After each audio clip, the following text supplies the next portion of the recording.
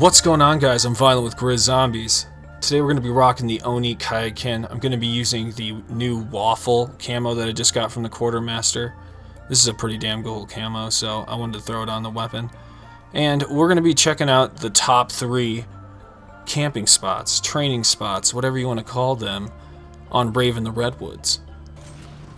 So the biggest things you want to always pay attention to are the guys spawning in, okay? Because they will jump down and they're automatically going to be like going off of where you're walking, and that's where they're going to want to drop down. So in this area specifically, that's the things you want to pay attention to.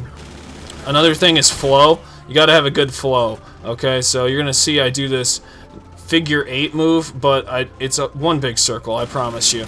It looks like a figure 8 just a second ago, but it's not, I promise you. What we're doing is one big circle.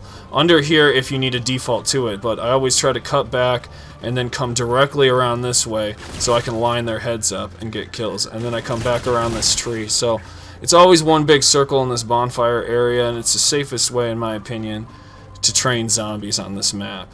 Now there are quite a few other areas that you can train. You could turn any spot you want into a training area. You just got to know how to go about doing it. So hopefully we can get the Oni. I don't really want the Howitzer.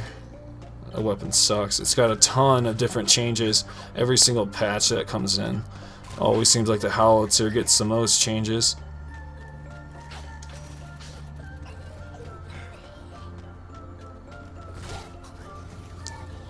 Hey, there it is. Check out the waffle camo I got on this dude. Mr. Waffles, if you ever check out my videos, dude, shout out to you, man. The Cypher King. This is the camo for you, dude. They put this in probably for Mr. Waffles, but this is what it looks like on the Kayakin. This laser beam. Let's go ahead now and let me show. Oh, I haven't unlocked that yet. Okay, that could be an issue. Now that we got the Oni Kayakin, we can do anything we want. So let's just say you're over in this area at the beginning of the round, and it's like, I need to get out of here, right? There's so many zombies, I can't start a training area. Well, just start one big circle like you're seeing me do right now. You know what I'm saying? And you're not going to really have any problems at all, okay? Because they all funnel really nicely, and you can always do this, and there's always different ways you can take. Different paths you could take. Could have went that way, but I decided to go the opposite way over there, so that way we could go around them. Let's pick this up, you know what I'm saying? Remember our jumps. Jumps are key. You can dodge many different hits by just jumping around arms to the cabins, because a lot of people might not know where they can train in the cabins, and it's a pretty hectic area, don't get me wrong. But we're gonna start over here by Camp Owl. Get them all in nice and hot and heavy. I'll show you how you can do this.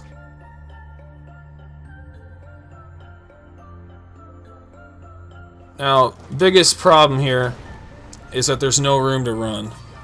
So the cabin area you cannot train in. Confirmed. Don't ever camp there. Don't ever camp in this area. This area you just want to occasionally run through, maybe hit the log trap, and it'll do some kills, but they tend to walk through, see?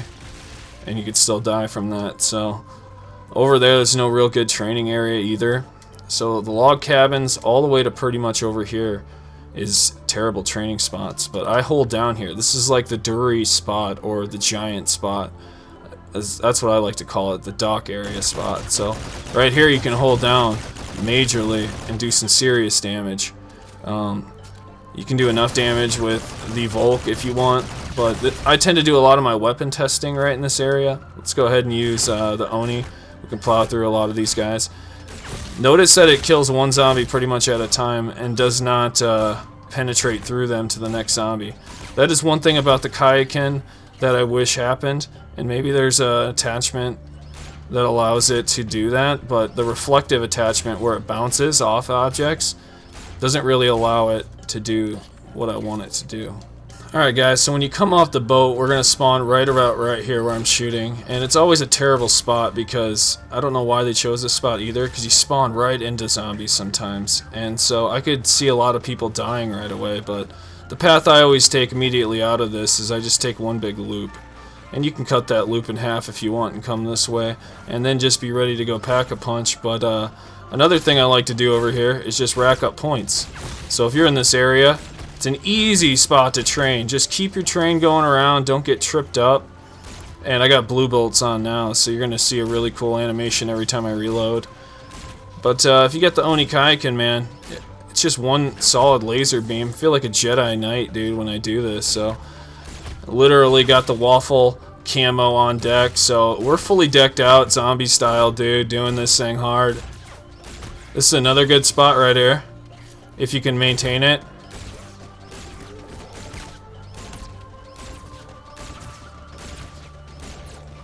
Because they don't come from any other direction. So if you can keep up with it, by all means.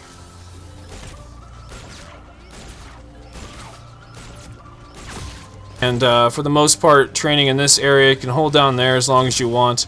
Otherwise, start a good train out here, and this will be one spot in itself. The Pack-a-Punch projection room area where Kevin Smith is. Turtle Island will be one of the training areas I highly recommend.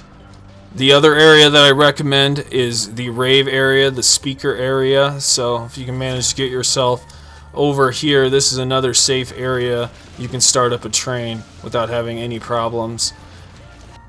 And the last main area is the Bonfire, right outside of spawn.